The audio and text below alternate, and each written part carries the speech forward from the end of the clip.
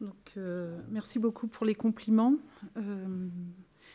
Je vais principalement parler, en fait, ça va être une présentation en 2 temps. Je vais parler de ce que je connais le mieux, c'est-à-dire que les services qu'on rend à la faculté de biologie et médecine, qui est une part intégrante en fait de l'Université de Lausanne, qui comprend principalement donc, des chercheurs en biologie à l'Université de Lausanne et également des cliniciens au CHUV. Et il faut bien comprendre que tout de suite, j'ai 2 types de chercheurs très différents avec des besoins différents. Donc je suis moi-même confrontée déjà à cette multidisciplinarité où il faut s'adapter et puis pouvoir comprendre les besoins de chacune de ces disciplines. Et puis une fois que j'aurai fait en fait en quelque sorte une overview des services qu'on rend, je parlerai un peu plus en détail de Serval. En fait, c'est pas moi qui m'occupe de Serval, donc je présenterai l'équipe qui est au milieu de la salle. Je vais vous faire un peu le bilan de l'état d'avancée où on en est. Je pense que c'était bien pour nous, en tous les cas, pour moi, c'est très positif qu'il y ait eu cette présentation d'Orbi aujourd'hui, parce que ça nous montre aussi tout ce qu'on peut faire de mieux, donc c'est très motivant. Et je parlerai également de Orchid, car je pense que c'est un outil de transparence qui est aussi extrêmement important pour nos chercheurs et la visibilité de leur travail. Donc, j'ai passé plusieurs dias. Celle-là, je voudrais quand même insister sur le fait que s'il y a plusieurs...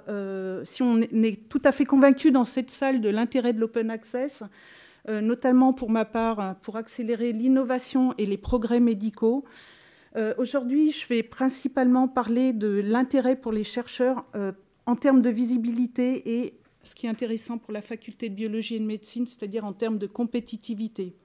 Il faut bien que vous rendiez compte que dans notre domaine, c'est plus de 1,3 million nouvelles publications chaque année qui sont référencées sur PubMed. Je parlerai tout à l'heure un peu plus de PubMed en détail.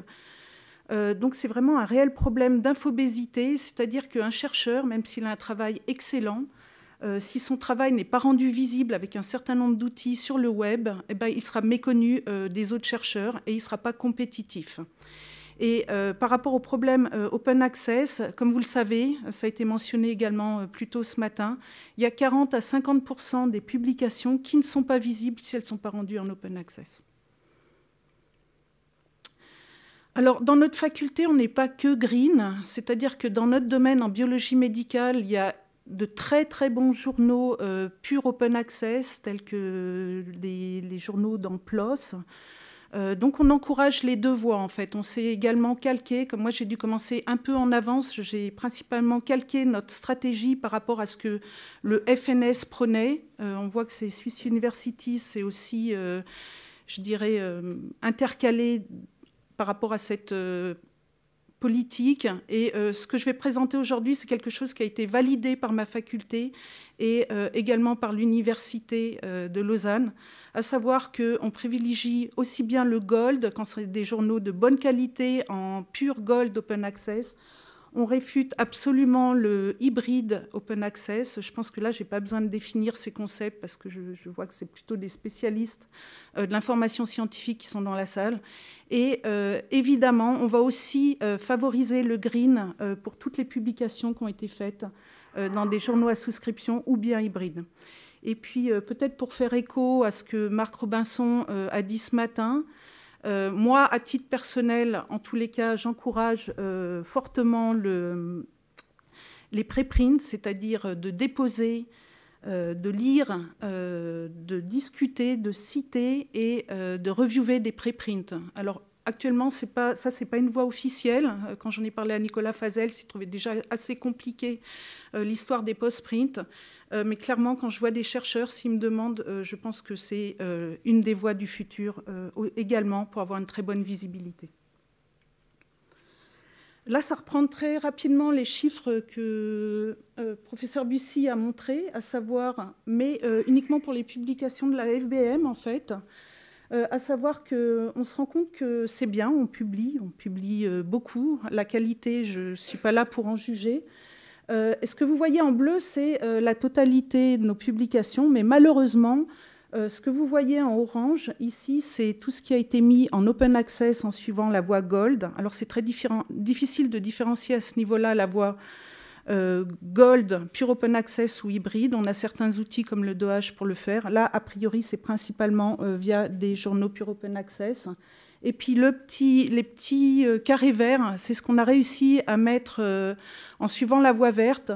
Et ici sont représentés ce que les auteurs manuscrits de nos chercheurs, quand ils ont collaboré avec des équipes principalement américaines ou anglo-saxonnes, qui ont déposé, qui ont obligation, eux, depuis 10 ans. Je dirais qu'en Suisse, on se réveille un peu. Ça fait depuis 10 ans que un certain nombre de pays anglo-saxons doivent déposer leur auteur manuscrit sur PubMed Central. Et puis, donc là, je pense que tout de suite, ça attire, ça interpelle quelque part à savoir qu'on est loin du compte, c'est-à-dire qu'on se rend compte qu'on doit combler ce fossé pour atteindre ces 100% open access pour 2024. Hors de question, évidemment, de combler ce fossé en faisant de l'hybride, parce que j'ai fait quelques calculs extrêmement savants. Juste en prenant les publications de nos premiers ou derniers auteurs à l'AFBM, si on comblait ce fossé en payant des options hybrides, en prenant un prix pour l'option hybride à 1 500 francs ou 2 000 francs, on se rendrait compte qu'on doit déjà payer 3 000 francs par an rien que pour l'AFBM. Ce qui est... On a 3 millions, pardon. Excusez-moi. Ce qui est clairement impossible. On préfère investir dans d'autres projets, notamment, j'espère, le recrutement de chercheurs, des appareillages, enfin, d'autres types de projets que des article processing charge. Donc pour ce faire, c'est clair que là, on a un outil qui est extrêmement intéressant, à savoir Serval. On a déjà ce dépôt qui existe et puis on verra un certain nombre d'améliorations qui peuvent être faites. Donc, il y a quelques années, j'ai eu la chance d'être recrutée à la bibliothèque du CHUV pour monter en fait cette unité d'aide aux chercheurs. On a un peu laissé, je dirais, le feu vert sur quel type de service je pensais qu'il était nécessaire. Je vais vous expliquer un peu comment j'ai procédé pour mettre un certain nombre en place de services. Donc cette unité, je dirais le corps même de l'unité, elle est constituée par moi-même. Le 1er décembre, j'ai un doctorant en neurosciences, moi-même je suis doctorante en neurosciences, qui va venir m'aider parce qu'il y a une accumulation de travail, donc c'est bien, je vais avoir un peu d'aide. Et puis c'était important pour nous d'avoir des aides IT pour faire toutes ces automations, construire un certain nombre d'outils nécessaires à la gestion des publications. Et aujourd'hui, je présenterai principalement ce qu'on fait sur l'open access, mais c'est clair qu'on est impliqué également dans la gestion de données des recherches en collaboration avec Uniris, qui est le service qui gère ça pour toute l'université. On aide les chercheurs aussi pour utiliser des outils qui améliorent la visibilité de leur travail, tels que ORCID, et les sensibiliser en effet à cette notion de bibliométrie responsable, à savoir qu'est-ce que c'est exactement un impact factor d'un journal. Un impact factor, c'est pour un bibliothécaire, justement, il y a des bibliothécaires dans la salle pour juger de la qualité d'un journal, mais ça ne permet aucunement de juger de la qualité d'un chercheur. Donc quand j'ai commencé, j'ai pas mal lu, on m'a envoyé dans plein de conférences open access et principalement je me suis basée sur un certain nombre de recommandations qui étaient faites par JISC, un certain nombre de points. Alors j'ai fait cette dia il y a à peu près 2 ou 3 ans et je trouve intéressant aujourd'hui, rétrospectivement, maintenant d'être là et de voir que les points avec les points d'interrogation sont abordés et j'espère vont être résolus rapidement. Donc il y avait des choses qui étaient en mon pouvoir, entre mes mains, à savoir communiquer sur l'open access, je vais vous montrer rapidement ce qu'on a fait, aider au développement de Serval, tout en sachant que c'est vraiment collaborer avec l'équipe Serval pour voir ce qui peut se faire, créer cette aide aux chercheurs. Alors on va voir qu'on est peut-être qu'on les couvre un peu trop, en tous les cas on les accompagne vraiment dans cette démarche open science, et puis aider à l'implémentation d'ORCID, en tous les cas, pousser pour que ça se fasse. Alors, j'ai mis des petites coches, parce que j'ai l'impression que sur ces 4 points, on a bien avancé en 2 ans.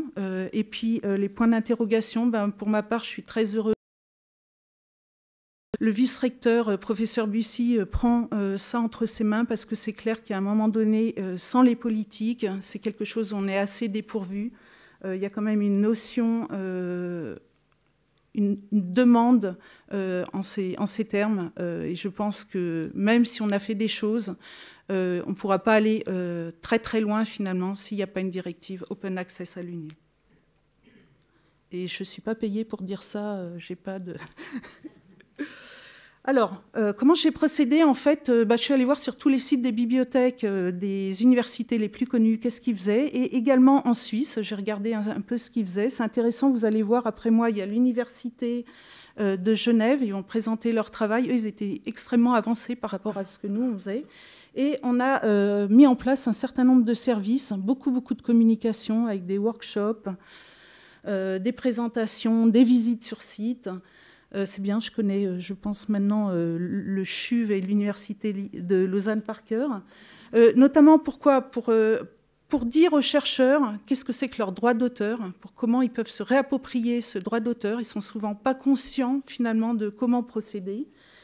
Les aider à faire du Green Open Access. Il y a un certain nombre d'étapes, notamment si on veut respecter un aspect légal qui, à mon avis, là peut-être qu'on n'est pas tout à fait d'accord, est assez compliqué. Donc en tous les cas, ça demande probablement un accompagnement. Les informer aussi sur les directives du FNS, Horizon 2020, comment ils peuvent faire leur reporting, et puis sur ORCID. Alors là, je vais aller très rapidement, mais donc on a sur la première page de notre site web de la bibliothèque, on met en avant toutes les informations. Alors cette semaine, il n'y a que des informations sur l'open access, mais c'est un peu un hasard. Vous voyez qu'on a relayé l'information sur la conférence Open Access UNIL. Dans cet encart aussi, on aide les chercheurs à se diriger directement sur des services Open Science qui peuvent les intéresser. Ensuite, j'ai créé, sous cet onglet, vous pouvez trouver des informations extrêmement détaillées sur toute la problématique Open Access, Open Data, bibliométrie responsable. On a fait, cette année, ces 2 dernières années, on a organisé un grand nombre de workshops réguliers sur plusieurs thématiques, dont Serval, l'Open Access, mais pas uniquement, c'est-à-dire sur le Data Management Plan, l'Open Data, également ORCID.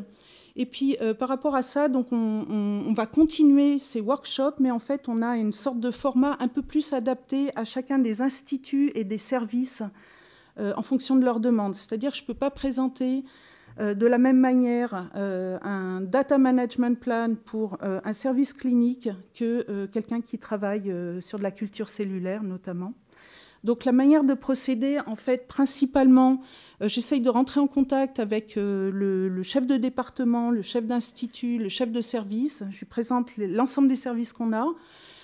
J'essaye de me faire inviter à leur réunion où il y a les chercheurs, je dirais plutôt les groupes leaders, parce que pour moi, c'est important au départ de convaincre les chefs de groupe. Je pense que c'est plus simple après de convaincre un doctorant, un postdoc, de convaincre plutôt des gens qui n'ont jamais travaillé avec des outils Open Science. Et ensuite, l'idée, c'est de voir avec eux, voilà, qu'est-ce qu'ils sont intéressés qu'on fasse avec eux. Est-ce qu'on doit détailler plus l'open access? Est-ce qu'on doit les aider avec ORCID? C'est un peu la manière qu'on a de travailler. Et puis souvent, je reviens après de manière individualisée pour les chercheurs. Alors, je vais maintenant intégrer la partie Serval, à savoir qu'on reste dans cette idée qu'au niveau de l'équipe, on accompagne les chercheurs. Mais c'est clair que l'idée à terme, au fur et à mesure, surtout quand il y aura une directive, ce sera vraiment de leur apprendre à faire ce travail de dépôt et à respecter les aspects légaux. Comme indiqué précédemment, je ne travaille pas sur l'outil Serval, ce n'est pas moi qui est en charge de développer cet outil, c'est l'équipe. Donc je ne sais pas si vous pouvez lever la main ou si vous faites les... Voilà. Donc... Il y a Jacques Guéla qui est responsable de l'unité et puis principalement Christian Ruchat. J'ai l'habitude donc de... On se chamaille pas mal, mais je vois que ça avance, à qui je fais mes demandes personnalisées tout en sachant qu'il y a quand même un comité Serval qui valide les demandes des différentes facultés parce que le pauvre, sinon il serait déjà qu'il est débordé, mais là je pense que ce serait ingérable. Et puis aussi Philippe Gardel qui l'aide dans cette tâche. Nous, au niveau de la FBM, on a vraiment, donc contrairement à Orbi, une politique d'accompagnement Je suis prête à discuter ce point après, soit de manière individualisée avec le professeur Bussy ou à la suite de cette conférence, où on va aider les chercheurs à faire leur saisie sur Serval en suivant les références qui sortent sur PubMed et ensuite sur Web of Science. On leur demande par contre chaque année de vérifier leur dossier et c'est en effet leur responsabilité s'il manque des références, sachant que pour l'unité d'évaluation, c'est également toutes les références qui sont rentrées sur Serval qui vont compter pour leur bibliométrie. Donc c'est important que ce soit bien fait et qu'il n'y ait pas de références qui manquent. Mais c'est clairement de la responsabilité, en effet, du chercheur de vérifier qu'il n'y a pas de choses qui manquent. Ensuite, on les aide pour le moment pour le dépôt de leur auteur manuscrit. Ce n'est pas facile pour eux de comprendre c'est quoi exactement la version à mettre. Hein. Souvent, ça demande 1 ou 2 emails quand même, voire de passer les voir, de leur montrer c'est ça l'auteur manuscrit. Là, c'est un préprint.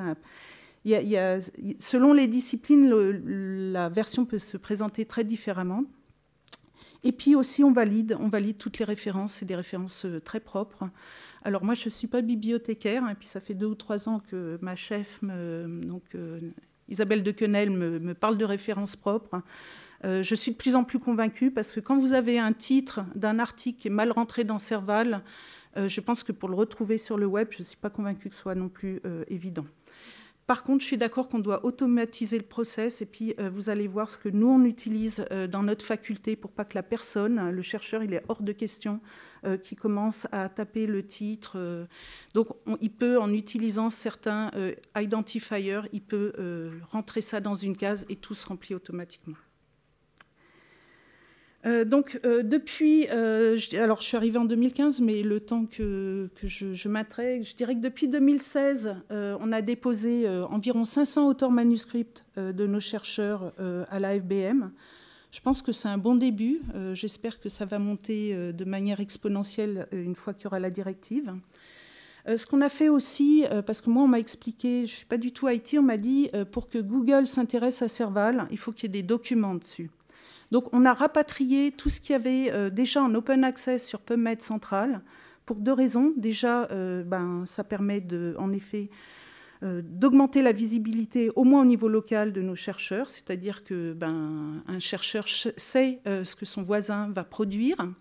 Des fois, on ne sait pas. Des fois, on sait ce que la personne à l'autre bout du monde fait, mais pas forcément son voisin au sein du même institut. Ça permet de pérenniser les travaux de nos chercheurs. Et puis, j'espère d'augmenter la visibilité de Serval sur Google. Donc, depuis 2016, on a rapatrié à peu près 3000 articles en open access. Alors, on pourrait rapatrier tout ce qui n'est pas en open access. Pour le moment, vu les ressources qu'on a, on s'est vraiment centralisé sur ce qui est en open access. Et puis, 500 auteurs manuscrits, en plus des 500 autres sur Serval, qui sont déjà sur PubMed Central. Et puis là, c'est tout le travail de saisie et de validation qu'on effectue, je dirais, à peu près annuellement. Donc, comme je vous disais, nous, on a plutôt pour le moment une politique de terrain où on essaye de convaincre les chercheurs. Donc, moi, en fait, peut-être c'est important à ce stade-là d'indiquer mon parcours. J'ai été 8 années groupe leader à la FBM, au département des neurosciences fondamentales. Donc, je connais pas mal de monde. Et notamment, j'ai rencontré Christian van Kosser, qui est professeur au CIG, alors lui sur les plantes, mais en buvant tout simplement un café avec lui. Et il a décidé qu'avant d'aller au Festival de Nyon, il allait m'envoyer tous ses auteurs manuscrits en rétrospective depuis 2010. Alors, j'en demandais pas tant, parce que moi, du coup, ça tombait bien que je n'aille pas au Festival de Nyon, en quelque sorte. Donc, il y a des gens qui peuvent adhérer d'un seul coup. Et ce que je demande, c'est vraiment... Il y a vraiment... On ne sait jamais qui va adhérer à l'open access et comment ça va se produire. C'est-à-dire que souvent, dans l'Assemblée, c'est celui qui râle le plus qui va le faire le plus vite. Assez... donc voilà, il y a des gens qui adhèrent et une fois qu'ils adhèrent, je pense que il y a toujours un travail faut continuer à, je dirais, aller boire des cafés avec nos chercheurs, mais il y a un travail, une confiance qui s'est instituée et je pense que si demain, en tous les cas, il y a une directive qui est mise en place, c'est clairement un chercheur. Je dirais qui est assez reconnu au CIG, qui sera porteur du message. Alors, comment on procède? Là, c'est un autre papier.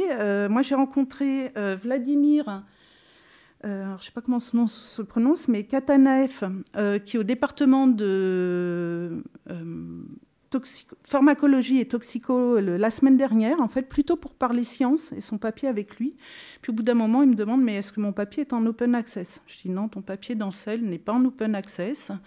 Et il ne faut surtout pas, parce que là, il y a aussi un accompagnement d'informations à faire aux chercheurs par rapport à l'hybride. Ils ne sont pas tous au courant, ils ne connaissent pas tous la différence. Donc je pense que c'est important à chaque fois de répéter Gold, Pure Open Access, Gold hybride.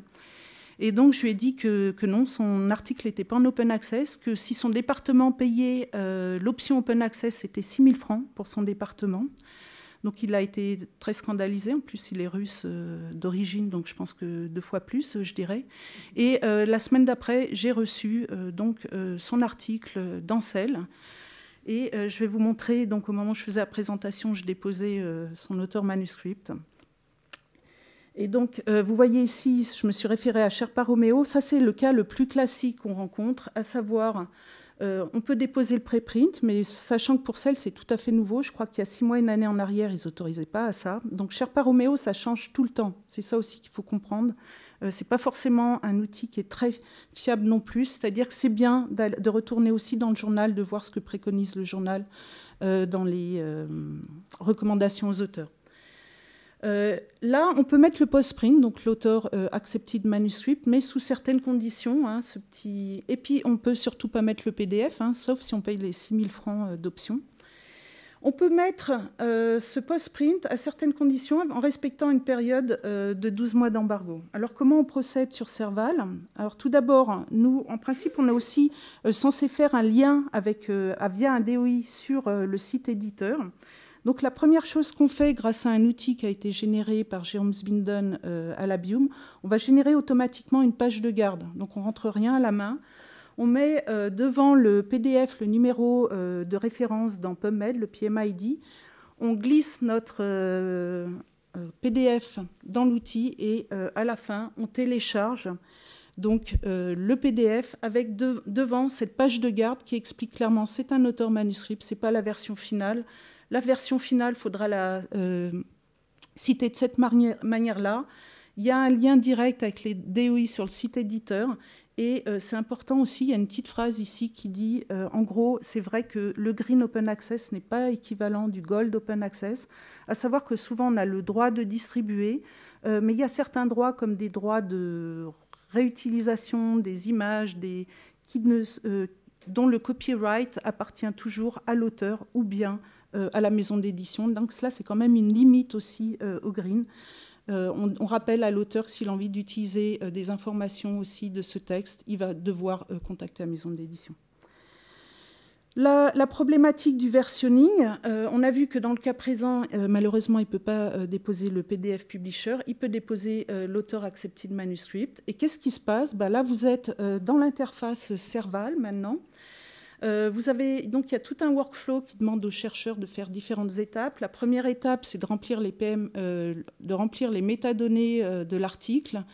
Donc, pour un chercheur dans notre domaine, s'il prend le PMID, tout se remplit automatiquement. Il y a, pour les chercheurs des autres domaines, pareil, s'il prend le DOI, pratiquement toutes les infos vont se remplir automatiquement. Donc là, je pense que l'histoire de one-click, toutes les infos se remplissent, ça peut être possible s'il y a un DOI ou un PMID ou peut-être un WOS-ID. Ensuite, il se retrouve dans cette partie-là pour déposer son document. Il va devoir cliquer pour indiquer que c'est lui, l'auteur, qui prend la responsabilité de déposer son auteur manuscrit ou son PDF. Et puis, c'est important, en fait, intégré à cet endroit-là, on retrouve les informations de Sherpa Romeo. Donc, même, il peut, par un clic ici, voir quelles sont les informations Sherpa Romeo par rapport à son article d'Ancel. Et puis, on a intégré également donc, le petit schéma explicatif, c'est quoi un preprint, c'est quoi un postprint et c'est quoi le PDF. Donc, tout ça, c'est un travail qui a été fait en collaboration avec l'équipe Serval. Je pense que ça peut aider le chercheur un peu novice. Après, probablement, il peut s'en passer. Et ensuite, donc, on voit, c'est intéressant, on va pouvoir faire du versionning sur Serval. C'est-à-dire que dans le cas présent, on va déposer l'auteur manuscrit, mais si un auteur veut déposer un préprint, il en a également la possibilité, il va pouvoir indiquer qu'il dépose un préprint. Et ce que je trouvais d'autant plus intéressant, qui a été développé aussi sur Serval, c'est la possibilité de déposer les données additionnelles. Alors on est d'accord, ce n'est pas les données primaires de la recherche, hein, ce n'est pas fait pour ça. Mais s'il y a quelques figures additionnelles ou des tableaux Excel, par exemple, qui ne peuvent pas être mis dans un PDF. Donc là, en l'occurrence, il y avait 3 tableaux Excel que j'ai pu déposer. Alors je ne fais pas ça en général, hein, c'était vraiment pour la démo. Mais le chercheur peut déposer ces tableaux Excel associés à sa publication. Et également, là, il y avait des time-lapse, donc c'est des cellules de drosophile qu'on voit élongées. J'ai le terme en anglais. Enfin, on voit des neurites qui bougent. Ça ne peut se faire. Un manuscrit, un PDF ne peut pas montrer ça. Alors, au niveau des embargos, on aimerait one-click, mais ça devient compliqué. Je vous montre la situation simple. La situation simple, ici, c'est... alors, soit il n'y a pas d'embargo parce que l'article a déjà dépassé les 12 mois, mais ce n'est pas le cas. L'article a été publié au mois d'août. Donc, je prends ici... Alors, dans le domaine, j'ai cru comprendre qu'il n'y avait pas forcément de consensus de quelle est exactement la date de publication. Pour ma part, je prends la date de publication qui est indiquée dans PubMed. Et puis, en intranet, alors c'est clair que l'article est visible instantanément. N'importe qui veut aller voir, qui fait partie de l'UNIL ou du CHUV, qui veut voir cet article, peut le lire.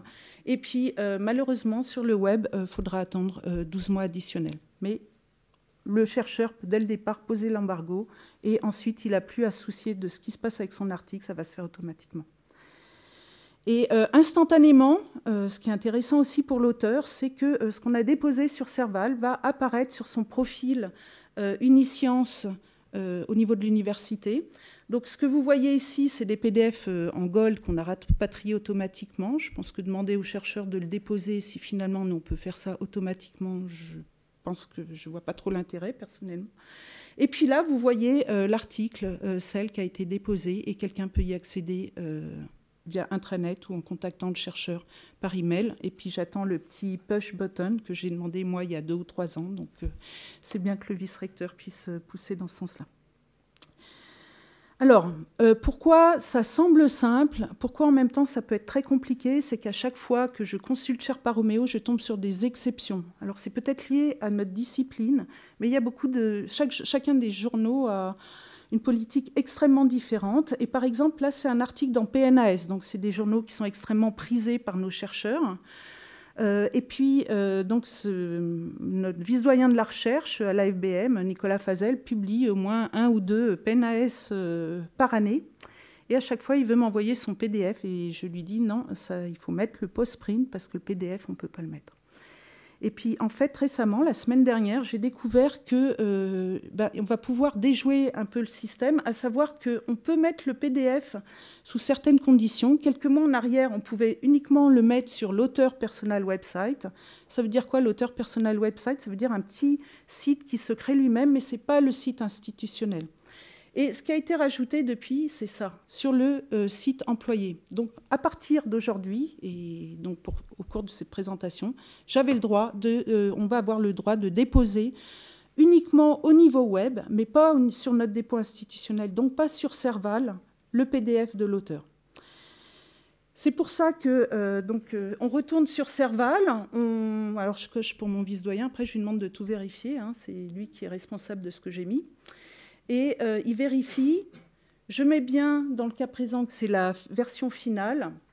Et là, c'est là où la problématique des embargos, peut-être que là, il faut quand même un choix un peu plus complexifié, à savoir, je vais avoir des embargos différenciés. Sur l'UNIL, je veux que ce soit tout de suite visible, il n'y a pas de problème. Sur le web, il va falloir attendre 6 mois. Alors, comme c'était déjà un article publié depuis un certain temps, il est déjà sur le web, mais sinon, il faudra attendre 6 mois. Et puis, sur Serval, il y sera, en tous les cas, il ne sera jamais mis en open, pas la version PDF. La version PDF ne sera jamais mise en open access. S'il me donne son post-print, on pourra le mettre sur Serval. Donc voilà mon vice-doyen de la recherche, Nicolas Fazel, et je suis assez sûre qu'il sera content de voir son petit PNAS sur son site web, qui est directement, donc son site web laboratoire au département de biochimie, est directement lié à Serval. Donc ce qui est fait apparaît 1 minute plus tard.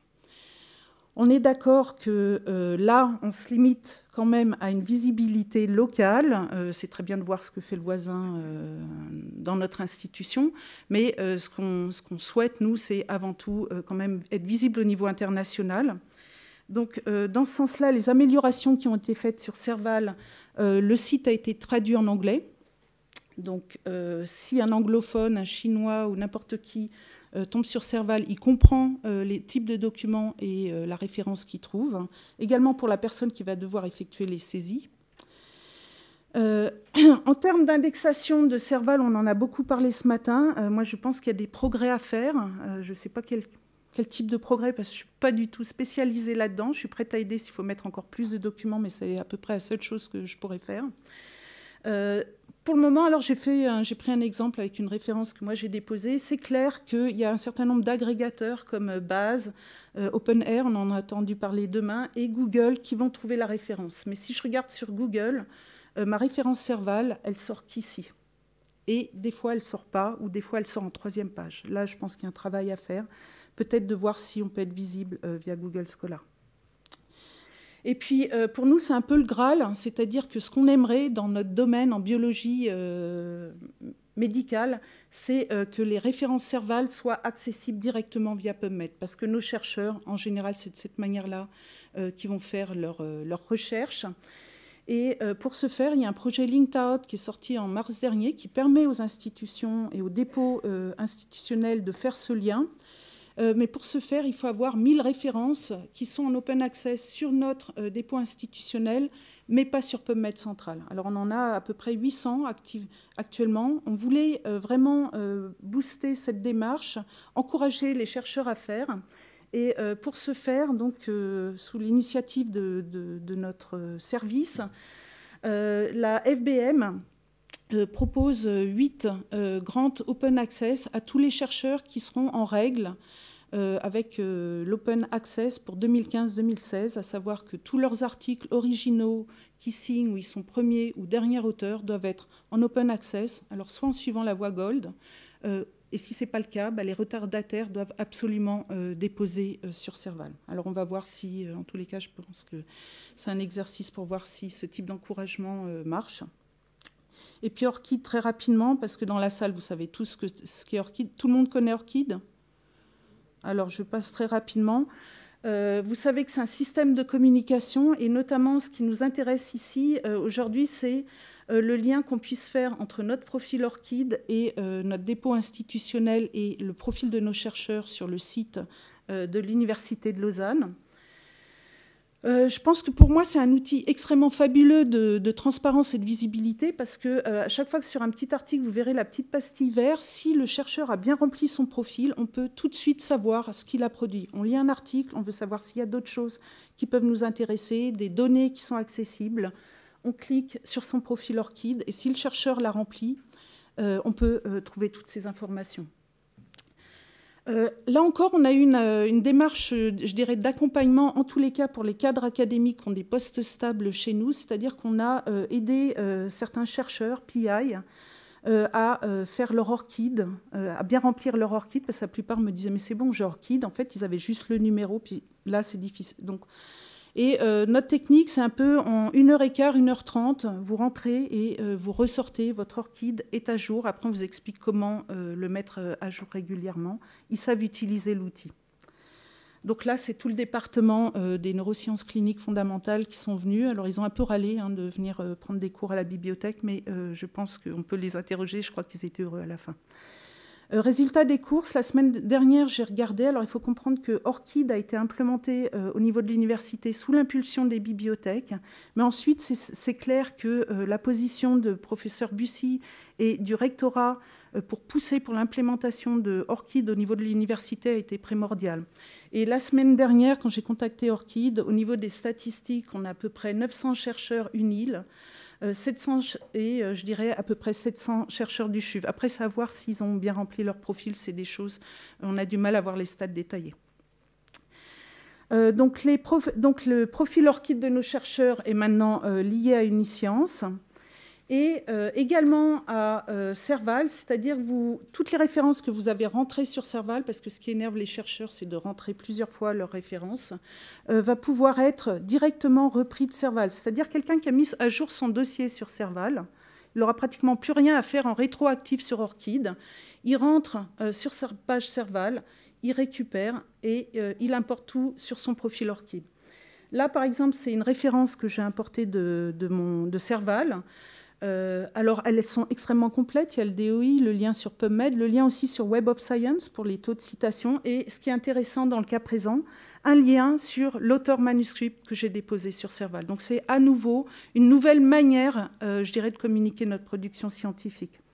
Et puis, on peut le faire dans l'autre sens, c'est-à-dire qu'une référence d'ORCID, on peut l'importer sur Serval. Par rapport à ça, moi, je ne suis pas complètement convaincue parce que sur ORCID, les références ne sont pas forcément très propres. Donc, on peut ramener des références qui sont incomplètes sur Serval. Alors, des fois, c'est même les noms d'auteurs qui manquent ou le journal dans lequel on a publié. Je pense que c'est quand même des informations importantes. En tous les cas, j'ai beaucoup travaillé aussi avec l'équipe Serval qui ont implémenté toutes ces fonctionnalités pour leur demander également qu'il y ait un message clair pour pas qu'ils importent des doublons. Donc voilà en gros notre politique au niveau de la FBM. C'est clair qu'on attend sur cette directive du rectorat. Je vais m'arrêter là. C'est Genève derrière.